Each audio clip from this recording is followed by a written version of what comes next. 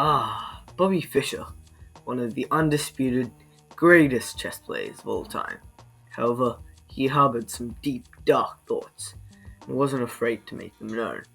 Today, we delve deeper into those, investigating whether or not Bobby Fischer was truly crazy. On the 9th of March 1943, a Jewish woman gave birth to a child.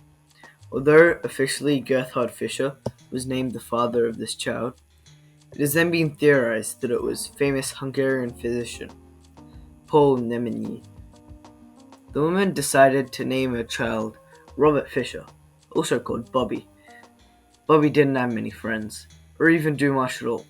However, when he learned to play chess at age 6, it became love at first sight. He was obsessed, often playing against himself when neither his sister nor mother wanted to play with him. Eventually, in 1951, he took part in a simultaneous exhibition against a grandmaster.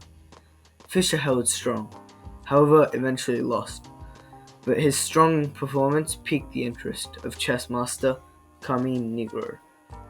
From there, Fischer improved rapidly, winning the US Junior Tournament at age 13, the US Championship at 14, and eventually became Grand Champion at only 16. Around this time, Fischer began to act irregularly and dropped out of school.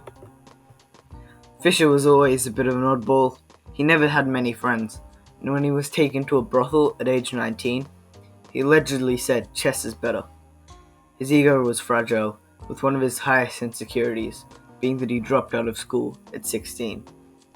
He tried to patch this up through several methods, but eventually settled on buying fancy suits, which made him feel sophisticated. As well as this, he often demanded increased tournament prize money if he were to participate, not for financial reasons, but the money made him feel important.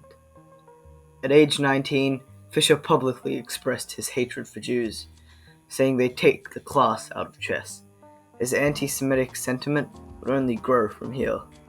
Fischer participated in his first Chess World Championship in 1972, after previously refusing to register. He claimed that the Soviets rigged previous tournaments, claims which have now been proven. Fischer easily qualified for the final, breezing through the competition. This final was huge, not for just Fischer, but for the world. It represented the Cold War. He was playing a Russian player, Boris Spassky. This was a huge game. Fischer vs. Spassky, USA vs. USSR, communism vs. capitalism. Fischer himself hated the USSR and Russians due to their cheating and dominance in chess. In the first game, disaster struck. Fischer arrived 9 minutes after the first move had been made. This time difference put him at a serious disadvantage. Well, Spassky is waiting. Right, and waiting and wondering whether Bobby will show or not show. And there's absolutely dead silence in the hall. Spassky is pacing, he's nervous, and... Wait, here comes Fischer, coming on the stage saying that he was caught in traffic. And I think Spassky was visibly relieved. And also perhaps pained.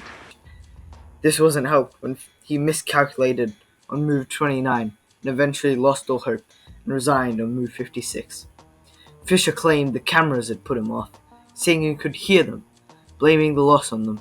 Everything was going wrong. Things got even worse with Game 2. Fischer demanded that the game be played without cameras and in a smaller room.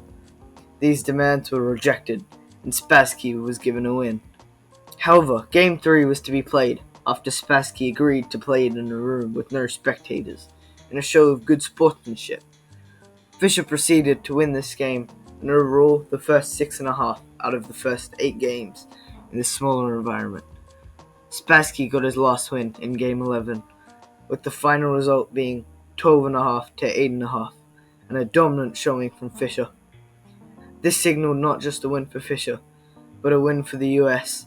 Fischer was a hero, appearing on the cover of Sports Illustrated, The Tonight Show, and even a Bob Hope special.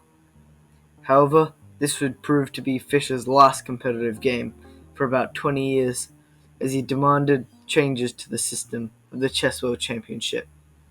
before forfeiting his position, as none of them were accepted.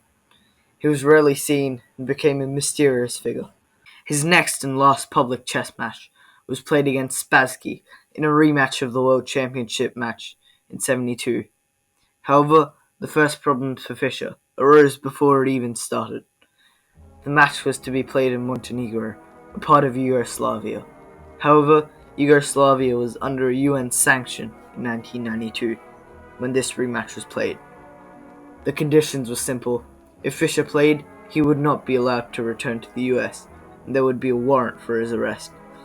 Fischer easily won the match and the $3.35 million pot that came with it. From here, Fischer's reputation went under deep decline. He further spread his hateful ideology, hating everyone from the US to Russians to Jews. The Jew, see, I equate the Jew and the devil together. To me, they're practically interchangeable.